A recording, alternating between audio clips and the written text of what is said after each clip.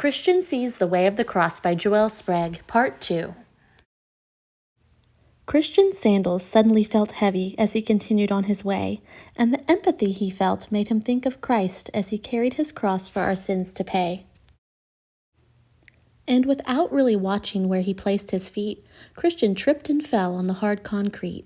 Seeing the blood upon his scraped-up knee, he winced as he thought of Jesus falling not one time but 3. Picking himself up, Christian continued again, pondering how Jesus had suffered for our sins. Every part of the way of the cross, Christ had endured so we would not be lost. Then seeing a toddler fall off the slide, and his mother looking worried quickly arrive at his side, Christian thought of the pain that must have filled Mary's eyes when she met her son's gaze and then watched him die. Walking in these sandals really was opening his eyes, Christian contemplated with surprise, and as he arrived home and reached for the door, he wondered what other insights would soon be in store. The next day after school, as he rode the bus home, Christian saw an old woman carrying heavy groceries alone.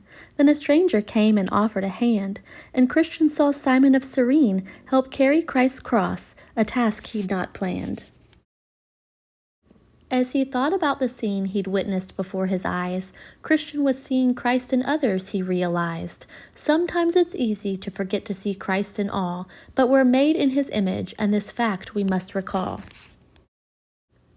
Later that night when he was in bed, so many thoughts filled Christian's head, and as he began to fall asleep, he wondered what other stations of the cross he would meet.